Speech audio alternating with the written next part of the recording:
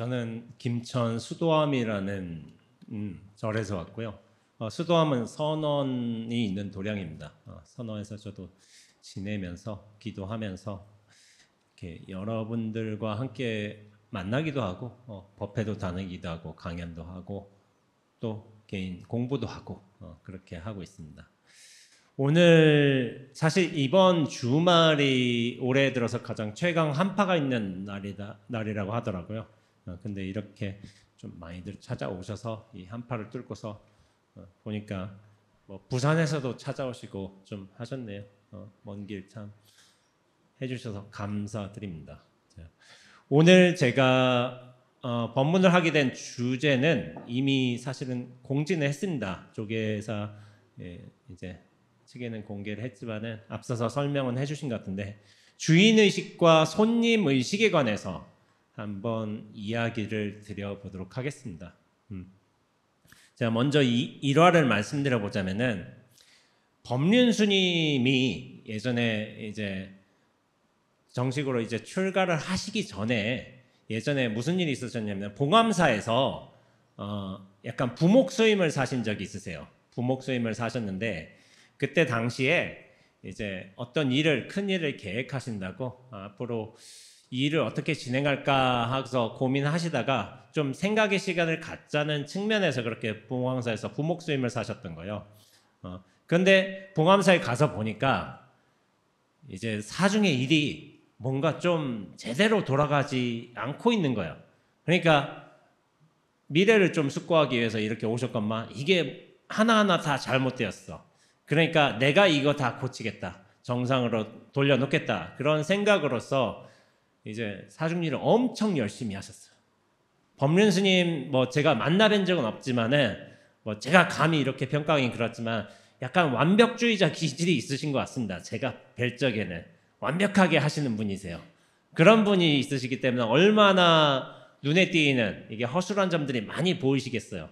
그러니까 불철주야 일하면서 애를 쓰시면서 그렇게 사는 모습을 보이시다 보니까 어느 날 이제 막 땀을 뻘뻘 흘리면서 장작을 패고 계셨어요. 그 당시에 이제 서암 스님이라는 이제 조실 스님이 계셨죠. 서암 스님. 그 모습을 보시고서 무슨 말씀을 해주셨냐면은 자네 없이도 이제까지 봉암사 잘 있었네. 이 한 말씀을 툭 던지신 거예요.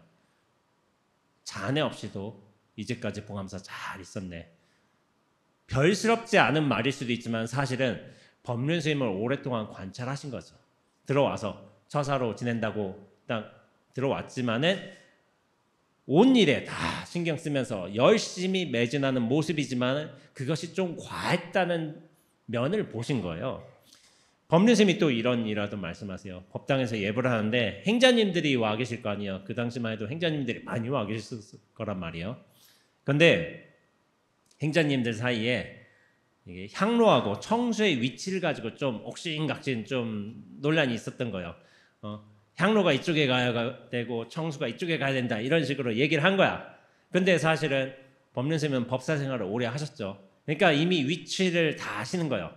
그래서 가서 행자님 향로는 이쪽이고 청수는 이쪽입니다 라고 얘기를 하니까 당시에 이제 행자님들이 약간 좀 자존심이 상하셨나? 처사가 뭘 안다고 그래? 하고서 이렇게 소리를 지르신 거예요.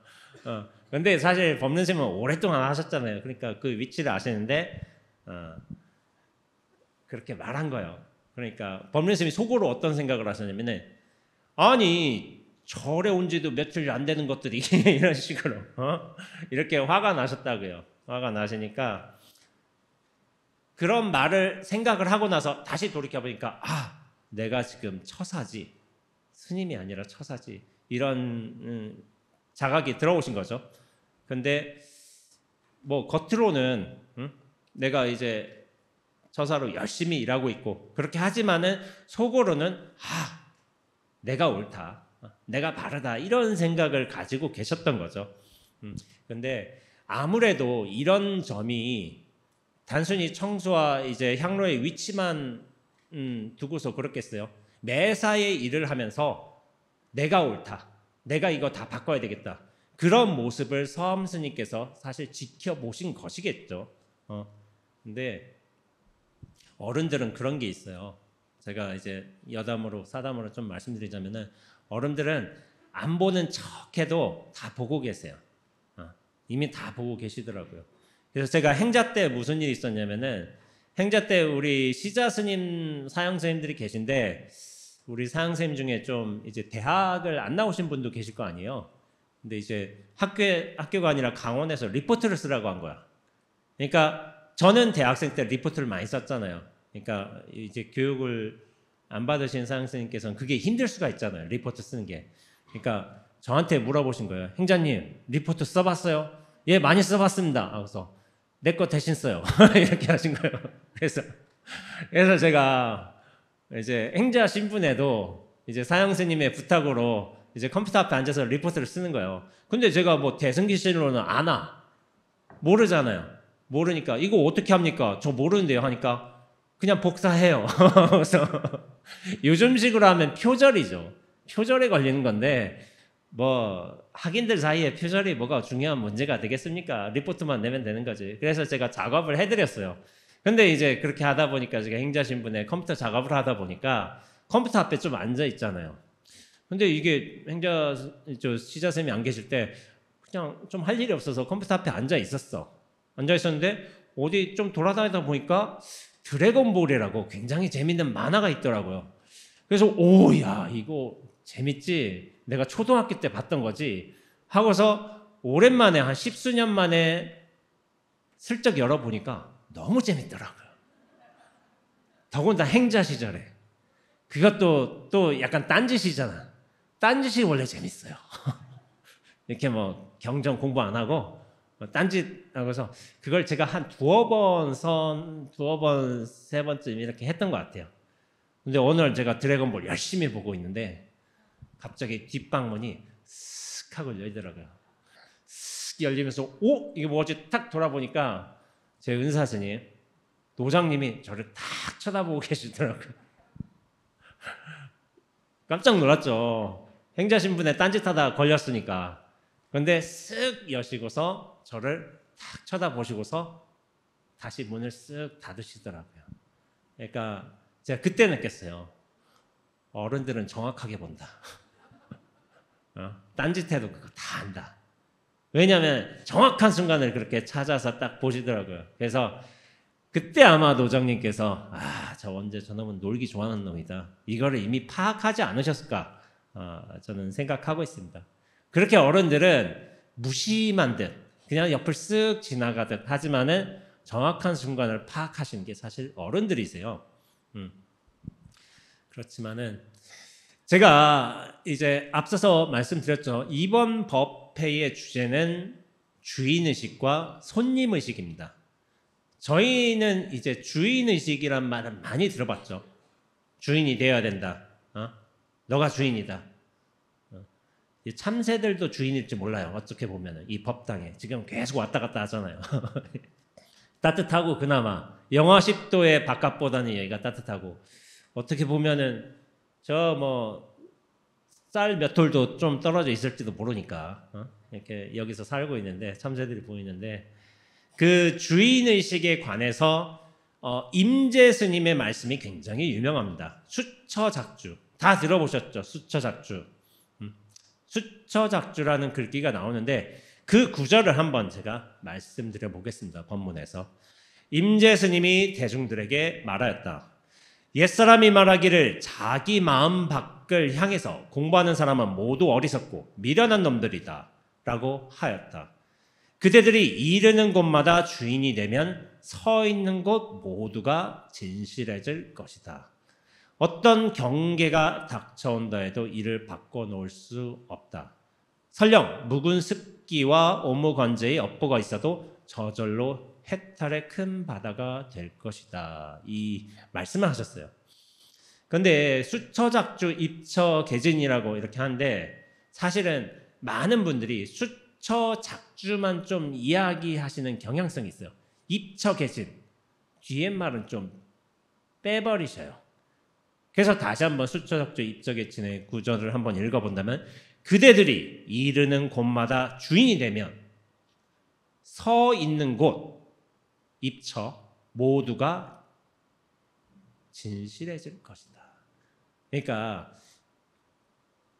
입처 개진이 되기 위해서 수처 작주라는 게 굉장히 필요하다는 거예요. 수처 작주하면 입처 개진하리라. 어떻게 보면은 입처 개진이 굉장히 중요한 거예요. 수처 작주부터. 왜냐면 입처 개진하기 위해서 수처 작주가 필요하니까. 근데 많은 분들께서 이렇게 수처 작주만을 말씀하신다는 거예요. 근데 그 앞에 구절도 되게 중요해요. 수처 작주가 되기 위해서는 어떤 게 필요하냐? 마음 밖으로 향해서 공부하지 말라는 거예요. 자기 마음을 향해서 공부를 해야지 비로소 수처 작주가 된다는 거예요. 그래서 제가 행자 때 행자 노트라는 걸 제가 따로 가지고 있었습니다. 지금도 가지고 있어요. 가지고 있는데 가끔 제가 펼쳐봐요. 행자 노트 때 내가 뭐라고 썼나. 그럼 이제 행자 때 신심이 충만할 거 아니에요. 충만할 거 해가지고 제가 몇 가지는 실행했지만 실행하지 못한 것도 있어요. 수자라면 야반도주를 잘해야 된다. 뭐 이런 거. 제가 야반도주를 아직 못 해봤어요. 걸망 싸고서 밤에 도망가야 되는데 거침없이 야반도주 해야 되는데 그걸 아직 못 해봐가지고 나중에 언젠가 한번 해보지 않을까 이렇게 생각하고 있습니다. 근데 행자 노트 중에서 제가 좀 관심 있게 되게 집중해서 쓴 구절이 있어요. 그게 뭐냐면 달마 스님 어록에 나오는 말씀이에요. 어떤 일이 있었냐면은 달마 스님에게 제자 해가 스님이 이렇게 물어보신 거예요. 어떤 것이 불교를 닫고 수행하는데 제일 요긴한 일입니까? 라고 물어보니까 달마 스님이 관심일법 총섭쟁이니라 라고 말씀하신 거예요. 관심일법, 마음을 관하는 한 법이 총섭쟁, 일체의 행을 모두 거두어 드린다라고 하는 거예요. 그러니까 수행에서 제일 중요한 거는 뭐냐면은 관심일법, 자기 마음을 관하는 게 제일 중요한 것이고 그 중요한 것을 한다면 총섭쟁, 세상의 모든 일들을 다 거두어 드리고도 남는다고 말씀하신 거예요. 그만큼 우리가 바깥일에 대해서 생각을 할 때에도 이 바깥일이 저건 저런 일 때문에 잘못된 것이야. 이런 이유가 있어서 이렇게 돌아간 거야 라고 하지만은 사실은 내 마음으로서 그것을 분별하고 취사하고 평가하는 측면이 굉장히 많습니다. 이를테면 이런 식으로 얘기해 볼까요? 어떤 사람이 나를 무시했어. 저 별거 아니야. 되게 바보 같은 짓을 했어. 뭐 생각보다 허당이야. 이런 식으로 평가를 한다면은 어떤 마음이 들겠어요? 내가. 저 사람 무시하면 안 되지. 또 그걸 얘기해서는 안 되지. 이런 도리를 어긋나면 안 되지. 이런 식으로 생각할 거 아니에요. 그런데 이게 관심일법의 측면에서는 또 다른 거예요. 뭐냐면은 사람의 도리로서 어떤 예의로서 그것을 이야기할 수도 있지만은 사실은 저런 말을 나에 대한 부정적인 평가를 하는 것에 대해서 기분이 나쁜 건 뭐냐면은 그 안에는 인정받고 싶어하는 내가 있어. 내가 인정받고 싶기 때문에 남의 비난이나 평가가 싫은 거예요. 사실은. 인정받고 싶어하는, 잘나고 싶어하는 내가 없다면은 이런 말을 한다고 해서 내가 불편하거나 저런 말을 한다고 해서 언짢거나 할 일이 없어요. 그러나 그 내면에는 나라는 존재감을 가지고 있고 인정을 받고 싶어하기 때문에 사실은 그 일이 불편해지는 거예요. 이건 뭘 뜻할까요? 마음이 바깥을 향해서 치달아 있다면 저 사람의 행동이 잘못됐고 말이 잘못된 건 지적하게 되겠지만은 나 자신의 마음으로 돌아온다면은 내 욕망이며 존재감을 확인할 수 있다는 거예요. 이게 관심일법입니다. 내 마음을 돌이켜보는 이 한 법이 모든 행을 다 거두어 드리는 거예요. 이게 수행하는 사람의 기본 자세입니다. 굉장히 중요한 자세예요. 근데 아까 전에 법륜 스님 일화 있었잖아요. 법륜 스님은 어떠셨겠어요? 법륜 스님 물론 지금 제가 제일 존경하는 스님으로 저는 항상 법륜 스님을 제일 처음으로 꼽습니다. 이제 선원의 어른 스님들도 물론 계시지만은 제가 법륜 스님을 항상 제일 처음으로 꼽아요. 근데 그 당시에 법륜 선생님께서는 좀 연세도 한 30대 뭐 초반이셨겠고 약간은 뭐 실수도 하셨겠죠. 지금은 워낙 잘하시지만은 그 당시에는 당신께서 관심이 밖으로 가 있었어. 저 일 잘못되었어. 이렇게 일 처리해서 안 돼. 저렇게 행동해서는 안 돼. 이 모든 게 사실은 바깥으로 가 있었기 때문에 사실은 당신 마음이 불편해 있던 거야. 이거 다 내가 싹 다 뜯어다 고쳐야 되겠다. 이 생각을 가지고서 약간 이제 분별심을 가지고서 일을 하다 보니까 그걸 서암 스님이 다 꿰뚫어 보신 거예요. 근데 그 법륜 스님의 마음에 기반에는 뭐가 있겠어요? 내가 옳다. 내가 맞다. 내 방식대로 다 이렇게 다 고쳐야 된다. 이런 생각이 있으셨던 것을 예리하게 꿰뚫어 보신 것이 사실은 서암 조실 스님이셨던 거죠. 그래서 이렇게 한마디 툭 던지신 거예요. 자네 없이도 이제까지 봉암사 잘 있었네. 네가 중심이라고 생각하지만, 너의 생각이 옳다고 생각하지만은 사실 처사가 없어도 이 봉암사 잘 지내왔네. 이렇게 어른들은 한마디 탁 던져도 이렇게 깨달음과 성찰의 말씀을 탁 던져주시는 거예요.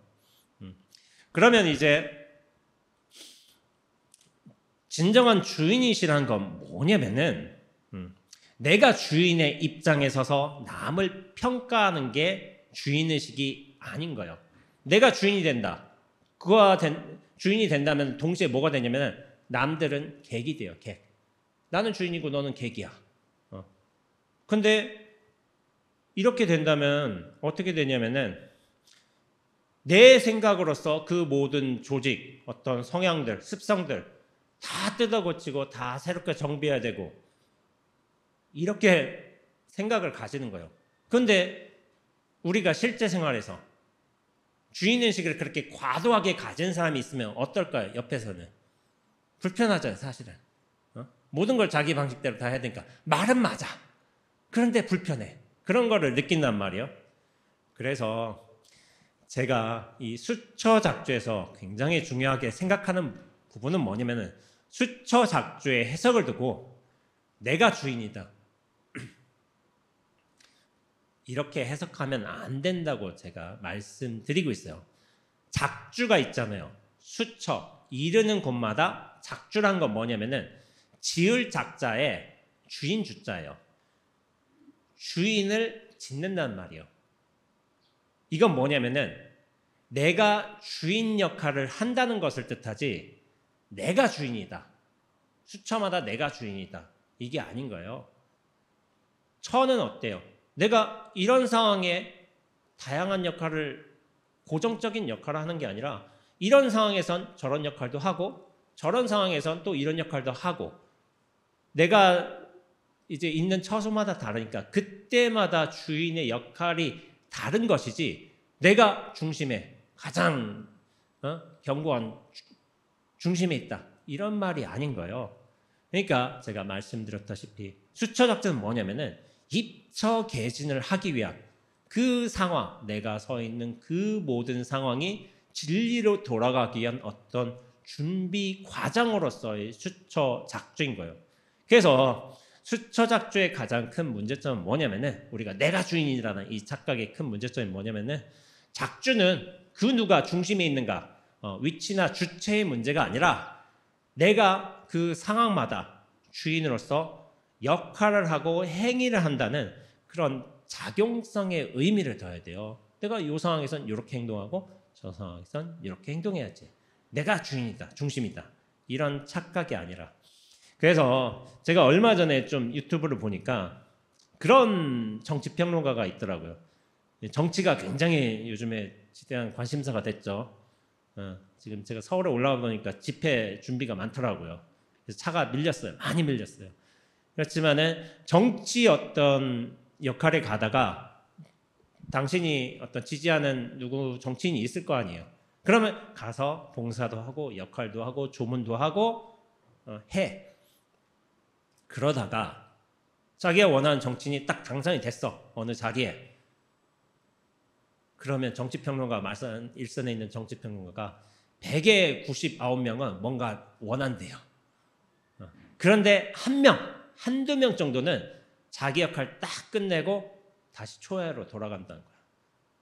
그러니까 그런 분이 굉장히 희소하다는 거예요. 근데 그런 분 보면 어떤 생각이 들어요? 멋있다는 생각이 들지 않아요? 그냥 나는 내 일만 했어. 근데 내가 사람한테 원하지 않아. 무언가를. 나는 내 신념에 맞게끔 정치적인 어떤 철학에 맞게끔 도와주고 내가 원하는 어떤 후보가 당선이 되고 그 역할을 하게끔 조언과 역할을 할 뿐이지 역할을 끝내고서 다시 물러나는 거예요. 이런 분 굉장히 멋있어요. 이런 분이 저는 수처작주가 된다는 생각을 하고 있어요. 왜냐하면 내가 이를테면 어떤 뭐 회사 사장이라 하더라도 저 정치 역할에선 뭐 봉사자가 될 수도 있잖아요. 근데 그런 분들이 굉장히 많으세요. 남들한테 다 존경받아 하는 어떤 사장의 위치지만은 여기서 나중에 봉사활동하고 계신 분 많아요. 그러니까 사장의 위치를 고집해서겠어요. 2년에 따라서 난 봉사자도 하고 저쪽에 가서는 그냥 뭐 어떤 모임에 회계도 하고 자리를 고집하지 않아요. 자기 역할도 고집하지 않고 2년에 맞게끔 자기 역할을 한다면은 사실은 그게 진정한 주인의 모습이겠죠. 근데 제가 이런 주인의 역할에 관해서 제가 한번 사촌 동생이 이런 말을 한 적이 있어요. 저희가 자식이잖아, 자식. 저희 사촌 동생이지만 누군가의 고모나 고모부의 자식이잖아요. 근데 이 친구가 굉장히 똘똘한 소리를 하더라고요. 예전에 뭐냐면은 우리 어렸을 때만 하더라도 반에서 네가 3등 안에 들면 뭘 해주겠다. 뭐 이를테면 뭘 사주겠다. 이런 거래들이 당연하게 있었잖아요. 거래들이 있었는데 그러면은 우리는 그걸 당연히 받아들였단 말이에요. 그래서 3등 안에 들려고 공부를 열심히 했어. 그래서 뭘 했어? 그러면 이를테면 뭐 게임기를 사줘. 뭐 워크맨을 사줘. 뭐 이런 일들이 있었어요. 근데 제 사촌 동생이 무슨 말을 하냐면은 부모한테 그렇게 하면 안 된다고 얘기를 하는 거예요. 왜? 하니까 그거는 거래를 빌미로 해서 자녀들을 노예근성 만드는 거래요. 그러면 뭔데? 부모의 사랑은 절대적이어야 된대. 조건 없이 사줘야 된다고. 근데 이게 맞는 말이잖아. 맞는 말이지. 부모의 사랑은 절대적이어야 되고 조건 없이 사랑을 보여줘야 된다. 이게 맞아서 또 설득이 됐어. 고모부가 또 사줬는데 뭔가 당하는 느낌이야. 거래의 노예, 조건의 노예가 되지 맙시다. 이런 주장은 맞지만 뭔가 당하는 느낌이 들었어. 그러니까 뭐냐면은 거래심. 많은 사람들은 거래심을 원해요. 내가 이걸 해줄 테니까 넌 나한테 이걸 해줘라. 근데 아까 전에 정치판에 대해서 얘기를 했지만 정치판에 여기 들어가실 분은 없으시잖아요. 사실은 많이들 없으시단 말이에요. 대부분 당신 인생들을 좀 정리하시고 수행 정진하시면서 그런 분들이 많으시기 때문에 근데 여러분들도 사실 거래심을 가지고 있는 측면이 많이 있어요. 그건 정치판에서의 거래심이 아닌 거예요. 뭐냐면은 자기 자식에 대한 거래심이 좀 있어요. 내가 너를 20년간 이렇게 키웠는데 네가 응당히 나한테 이렇게 해줘야 되지 않겠냐? 그런 거래심 좀 있으시죠? 인간이라면 있는 거예요. 그게 초연하게 살아가신다. 수행이 굉장히 많이 되신 분입니다. 되신 분이지만 인간은 거래심을 가지고 있어요. 그런데 그 거래하려는 마음을 접고서 그냥 상황에 따라서 내 역할을 하는 거예요. 노릇을 하는 거예요. 그러다가 인연이 닿으면은 곧장 떠날 수 있는 사람이 어떻게 보면 굉장히 멋있는 주인 역할을 하는 거예요. 그때 역할에 최선을 다할 뿐이지만 인연이 닿으면은 집착하지 않고 떠날 수 있는 준비를 하는 사람. 저는 그런 사람이 진정한 주인이 된다고 저는 생각하고 있습니다. 그래서 그러기 위해서는 사실은 우리가 집착 없이 무언가를 행해야 돼요. 집착 없이 일을 행한다면 사실은 어떤 자리에 연연하지 않을 수가 있는 거죠. 근데 집착 없이의 근거는 우리 불교에 이미 주어져 있습니다. 불교에 삼법인이라는 가르침이 있죠. 아주 불교의 기본되는 가르침 중에 하나인데 그 중에 맨 처음으로 나오는 것이 제법 무아예요. 무아설이라고.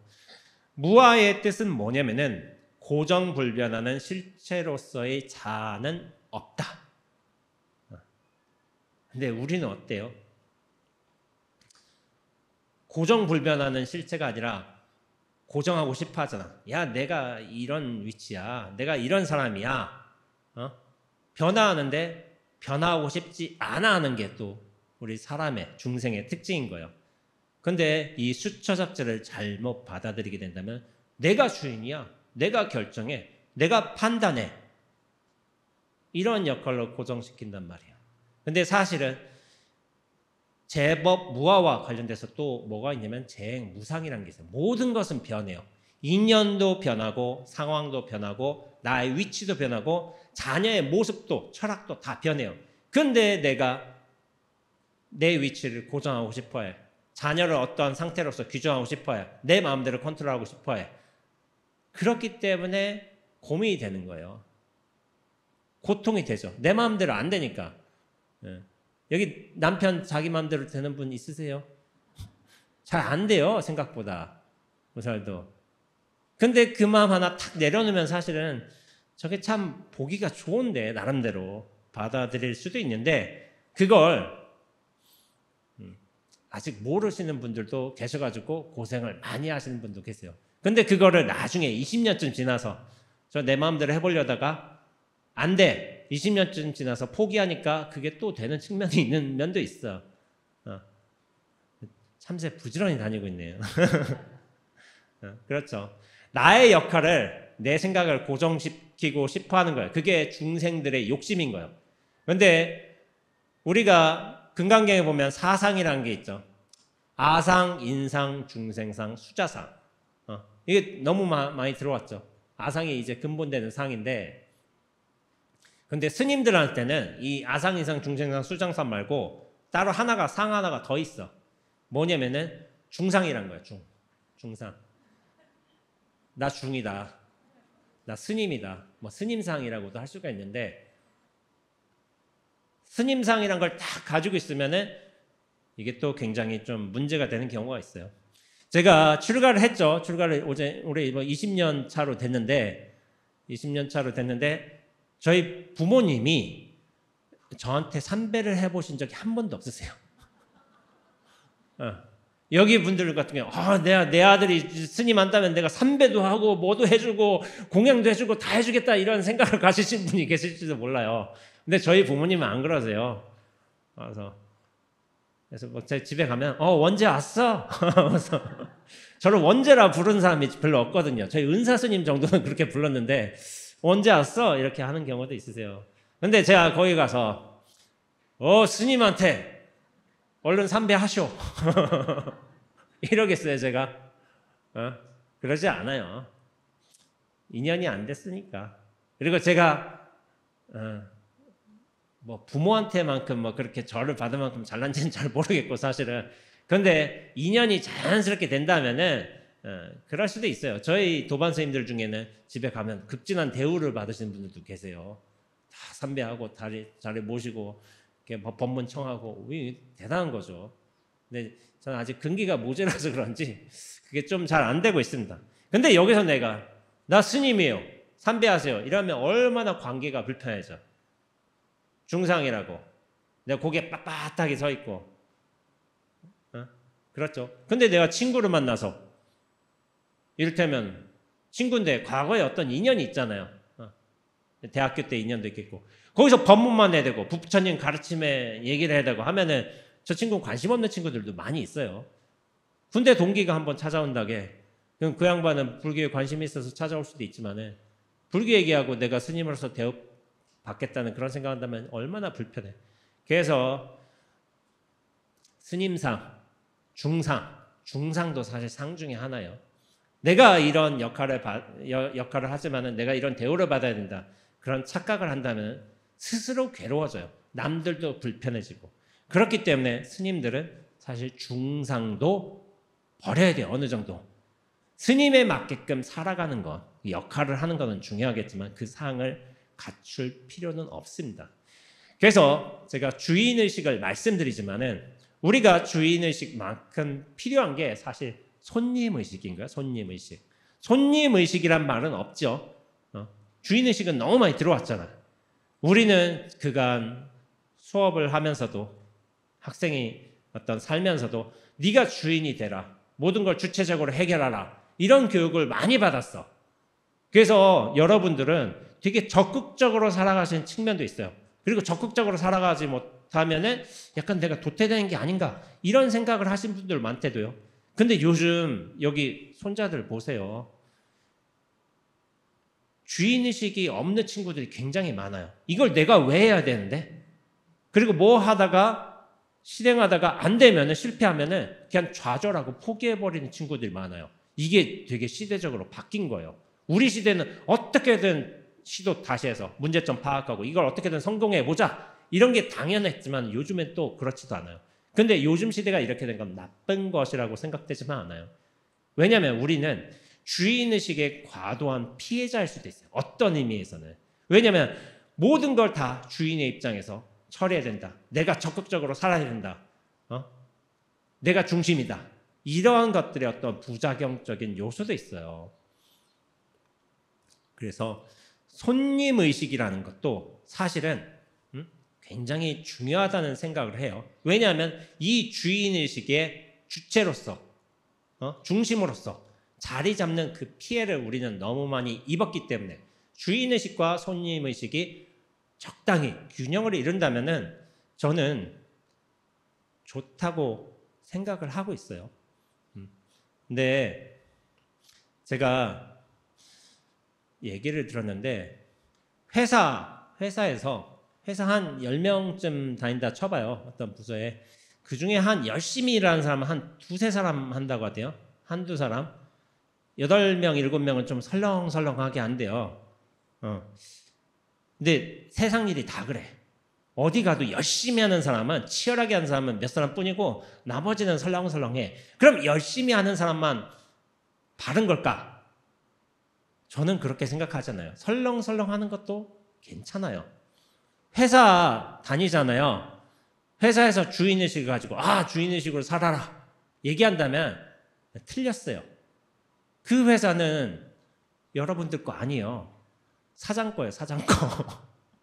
내가 주인이 아니에요. 사장이 주인이지. 그러니까 어떤 의미에서 나는 손님의식으로 회사를 다니겠다. 설렁설렁. 저는 그 사람도 오히려 현명하다고 생각을 해요. 손님을. 근데 손님인데 어쩌다 보니까 20년간 손님하고 있다. 말하자면. 그럴 수도 있는 거죠. 그게 뭐냐면은 주인의식의 과도한 어떤 집중성을 내가 너무 이제 일을 다 처리하겠다는 그런 생각을 조금 버려놓고서 원만하게 흘러가는 것도 저는 좋다고 생각하고 있어요. 그래서 요즘 시대에서 요즘에 20대 이전에 MZ세대들은 젊은 세대들은 손님의식이 굉장히 많아요. 이것도 나쁜 게 아니라 시대에 맞게끔 자연스럽게 조성된 형태라고 보고 있어요. 내 자신이 중요한 거야. 이 집단 전체보다는 내 자신이 중요한 것이고 요즘엔 그게 당연하게 생각이 들죠. 자기 자신의 소중히 가꿀 줄 알아야지 집단에도 헌신할 수 있고 역할도 할 수 있는 거예요. 그게 맞아요. 그래서 주인의식은 뭐냐면은 우리가 역할로서 주인을 하기도 하지만은 그 근원에서는 우리는 손님이에요. 손님. 나라는 존재를 한번 볼까요? 나라는 존재도 우리는 이 지구라는 곳에서 한국이라는 곳에서 거기서 이제 서울이라는 곳 어떻게 보면 조계사라는 이 법당에서 법문을 듣고 있는 역할을 하고 계세요. 근데 여러분들 수명이 어떻게 되세요? 요즘 뭐 100세 시대라고 하지만은 많이 살면 잘 살면 100세를 가시죠. 근데 이 100세가 공간적인 측면에서 조계사도 굉장히 작은 것이지만 이 몸뚱어리도 굉장히 작은 것이지만 우주에 비한다면 우주의 나이는 138억 년이라고 해요. 거기서 우린 살아봤자 100년을 살아요. 고작. 굉장히 큰 게 아니에요. 이 전체에 비한다면 우리가 몸과 생각이라는 이 생각에 빠져 있을 때는 주체로서 이렇게 강력하게 살 수도 있겠지만 사실 이 우주, 이 무한한 시간에 비한다면은 우리는 지금 이 순간 여기를 살고 있는 손님이에요, 손님. 우주라는 측면에서, 시간이라는 측면에서. 근원적으로 우리는 이 지구라는 별에 자기라는 캐릭터로 이렇게 어떤 역할도 하면서 손님으로 살다 가는 거예요. 인연에 따라서 주인 역할을 하기도 하지만은 근원적으로 손님이라는 것을 사실은 알아야 되는 거예요. 근데 이 손님이라는 것이라고 얘기했지만 이 손님의식의 중심에 있는 것이 어떻게 보면 무아예요. 고정적 실체로서 나라는 없어요.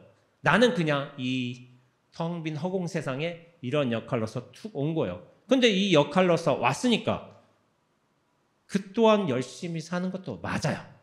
그러나 너무 열심히 사는 것은 또 옳지는 않아요. 너무 진을 빼가면서.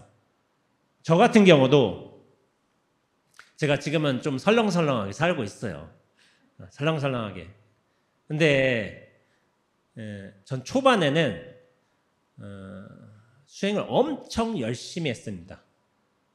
어떤 각오로 했냐면은 그냥 이 삶은 없다. 나는 중요하지 않다. 이 몸은 부서져도 상관이 없다. 이런 식으로 했어요. 그러니까 목숨 내놓고 했어요. 목숨 내놓고. 당연히 그렇게 해야 된다고 생각을 했고 초반에 어떻게 됐냐면 나중에 상기되고 코피 쏟고 열심히 하다 보니까 또 사람들하고 부딪혀. 왜냐면 쟤 왜 쉬고 있어? 왜 졸고 있어? 남 거에 신경을 쓰는 거예요. 내 수행이나 열심히 해야 되는데 저게 수행자의 자세인가? 이렇게 해야 되는 게 맞지 않나? 그러니까 열심히 산다고는 했지만은 내 기준, 내 생각, 내 분별심을 못 버렸어요. 그러면서 공부가 안 되니까 남을 평가해. 그 짓을 했던 거예요, 제가. 누가 봐도 열심히 살았던 것 같지만은 스스로에게 열심히 한 게 아니라 그 기준을 강력하게 갖추니까 남을 평가하는 짓거리를 제가 했던 거예요. 그러면서 얼마나 불편한 게 많겠어. 딴짓하는 선생님들 보면 좀 싫겠죠. 근데 거기에 화가 나. 그러니까 제가 초반에 2, 3년간 열심히 하는 것처럼 그렇게 착각을 했지만은 사실은 그 분별심이 남한테 향해 있으면서 그 어떤 진력을 다했던 거예요. 그러다가 3년쯤 지나니까 기력이 떨어져요. 제가 나가 떨어지더라고요. 나가 떨어지면. 근데 어느 정도 이게 균형을 나중에 10년 정도 지나서 균형을 맞추게 되니까 이게 뭐랄까? 밖에도 쏠리지 않고 나에게도 너무 몰입하지 않는 그런 균형점이 좀 있더라고요. 근데 그거는 뭐냐면은 내 분별심과 생각을 탁 쉬게 될 적에 그런 균형점을 나름대로 찾아가더라고요. 그러니까 우리가 괴로운 건 뭐냐면은 내 생각이 옳다. 내가 중심이다. 이 생각 때문에 괴로운 거예요. 그 생각 하나 딱 떨쳐낼 수 있으면은 이게 무아, 고정적 실체로서 중심으로서 자리하려는 나의 욕망 때문에 괴로운 것인데 그 무아의 진리를 어느 정도만 우리가 체득해도 알기만 해도 삶이 푹 쉬어져요. 그러면서 바깥 대상들도 새롭게 보이는 거예요. 저 딴짓하는 스님도 되게 열심히 딴짓을 하고 있던 거야. 최선을 다해서. 난 내가 최선을 다한다고 생각했는데 저희도 최선을 다하고 있는 거예요. 다만 방향이 달랐던 것뿐이지. 근데 그 방향도 인정해 주게 돼요. 왜냐하면 아까 전에 얘기했잖아요. 회사에서 한두 명 열심히 일한다니까요. 그럼 그 사람만 진짜냐? 설렁설렁한 사람들도 다 자기 역할을 하고 있어요. 그 회사예요. 그 한두 사람 빠지면은 그 7, 8명이 다 나중에 커버를 해줘요. 이게 전체의 힘이에요. 전체의 힘. 그 전체의 힘을 알기까지 좀 사람들이 좀 착각을 하고 고생도 해야 돼요. 저도 그랬던 것처럼. 그 적정선을 찾아간다면은 나중에 이런 말도 할 수가 있어요. 제 좌우명입니다. 최선을 다하지 않으리라. 나는 결코 최선을 다하지 않으리라. 이게 제 좌우명이에요. 근데 제가 어떤 스님이 좀 그래요. 아니 젊은 스님이 최선을 다해야지. 근데 저도 최선을 다하는 걸 한 10년 하다가 이게 아니란 걸 깨달으면 그것도 깨달음인 거예요. 균형점을 찾으면 그건 사실 좋은 거예요. 최선을 다한다는 말의 착각에서 사실은 벗어날 줄 알아야 돼요. 여러분들 중에 최선을 다하고 내가 중심이다, 주체다, 주인의식을 가지다 이런 생각을 하신 분들이 있을 수도 있겠고 당연히 어떤 분들의 철학은 야 짧고 굵게 살자 뭐 이런 분들이 있어요. 근데 여기엔 그런 분들 없는 것 같아요. 다 길게 사신 것 같아요. 짧고 굵게 사시면 사실 여기 안 계세요. 안 계시기 때문에. 근데 저는 요즘에 그런 생각을 해요. 길고 가늘게 유연하게 유연하게 사는 것도 괜찮아요. 근데 뭐냐면은 최선을 다하지 않으리란 말도 그 말도 사실은 저도 나름대로 최선을 다한 시절이 있어요. 그것의 부작용의 폐해를 스스로 경험을 했고 그러니까 이것이 조율하는 과정에서 최선을 다하지 않으리라라는 이런 말이 저의 좌우명이 나오게 된 것인데 한 번은 최선을 다해봐야 돼요. 20대 때, 30대 때. 근데 50대 넘어서 최선을 다하면 안 된다는 거예요. 이미 기력도 안 되고 불편해. 내가 최선을 다하면 옆에서 불편해요. 그 여유를 얻는 게 유연성을 얻는 게 50대 이상의 어른들이 가질 수 있는 덕목이에요. 덕목. 그거는 오래 가시면 안 돼요. 오래 가시면 안 되고 유연하게 사고를 해야 되고 그 모든 상황도 흡수를 할 줄 알아야 됩니다. 그래서 최선이란 말이 그래요. 최선이란 건 뭐냐면은 온 정성과 힘을 다한다. 우리가 보통 이런 식으로 해석한단 말이에요. 온 정성과 힘을 다한다. 그건 맞죠. 근데 그거는 20, 30대라니까요. 50대, 60대 넘어와서는 최선은 뭐냐면은 가장 좋고 훌륭하다는 것을 뜻해요. 근데 그게 그때는 뭐냐면 최선의 결과가 나온다는 걸 뜻해요. 최선. 내가 최선을 다한다가 아니라 최선의 결과가 나온다. 근데 최선의 결과가 훌륭한지 그 결과가 훌륭한지는 언제 아는가요? 네? 지나서. 네. 당시에 몰라요. 이것이 최선의 결과가 나오는지. 솔직히 몰라요. 나중에 지나서 보니까 그게 나름의 최선이었구나. 정말 나름대로의 훌륭한 결과였구나. 이걸 알 뿐이지 당시엔 몰라요. 이게 아이러니한 게 최선은 알 수가 없어요. 그리고 알 수가 없는 게 어떻게 보면 최선인 거예요. 그래서 유시아 선생님 책 중에 그런 말이 있어요. 책 제목이 있어요. 좋은지 나쁜지 누가 아는가? 몰라요. 지금 내가 옳다고 생각하고 있고 이 일을 하고 있지만은 이것이 나중에 최선의 결과로서 나오는지 솔직히 몰라요. 근데 이 모른다는 마음이 굉장히 중요하다는 거예요. 숭산 스님 법문 많이 하셨잖아요. 오직 모를 뿐. 나는 알 수가 없어요. 그 결과를. 근데 오직 모를 뿐이 있지만은 숭산 스님께서는 오직 행할 뿐. 이 말씀을 해주셨어요. 오직 모르지만 오직 행하는 거예요. 오직 모르는 건 뭐예요? 손님의식이에요. 무아예요. 우리가 근원적으로 이 세상에 손님으로 왔다는 뜻인 거예요. 오직 모를 뿐. 그런데 오직 할 뿐은 뭐냐면은 이게 주인으로서 수처작주하는 거예요. 모르지만은 그 결과를 내가 속단할 수 없지만은 이것을 지속적으로 행하면서 최선으로서 정하지 말고 다만 그 역할을 그 어느 자리나 명분에 집착하지 않고 그 일을 행한다면 나중에 최선의 결과로 점차로 다가가고 있을 뿐이지 정해진 최선이란 없습니다. 여러분들이 지금까지 삶의 어떤 행위에 대해서 물론 이제 오래 사신 분들 많이 계시죠. 그렇지만 그것이 최선이었다. 이렇게 한다면 최선의 결과가 나올 것인가? 아직 몰라요. 왜냐하면 아직 또 10년 더 사셔야 돼요. 20년. 그러니까 나는 다만 상황에 맞게끔 이런 역할도 하고 저런 역할도 한다. 그러나 그 자리나 명분, 지위에 집착하지 않으면서 성실하게 그 일을 해나가시는 게 사실은 맞아요. 그것이 주인의식과 손님의식의 균형입니다. 균형.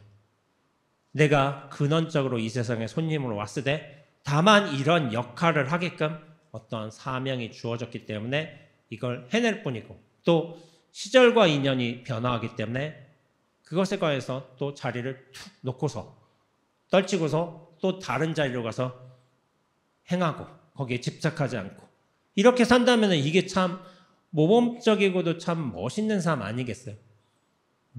그게 이제 근원적으로 손님으로 왔고 우리는 이 세상에 그러면서도 인연에 맞게끔 주인의 역할을 하는 손님의식과 주인의식의 균형을 이루면서 사는 것이라고 생각하고 있습니다. 마땅히 머무는 법 없이 그 마음이 날 뿐이에요. 이 구절 되게 유명하죠. 응무수주 이생기심. 마땅히 머무는 법 없는 것이 우리가 손님으로서의 삶인 것이고 다만 그 인연에 맞게끔 이런 원력도 내고 의지도 내고 하면서 자기 역할을 행하는 것입니다. 그렇게 한다면은 입척해진 우리가 살아가는 그 모든 인연, 장소, 관계 그 모든 일들이 진실함으로 돌아가게 될 것이라고 저는 말씀을 드리겠습니다. 그러면서 이것이 주인의식과 손님의식의 균형된 삶이고 그러면서 우리가 이 삶에서 이 허공이라는 바탕에서 살고 있는 우리가 진정한 주인으로서 살아가는 길이라는 걸 말씀드리면서 법회 마치도록 하겠습니다.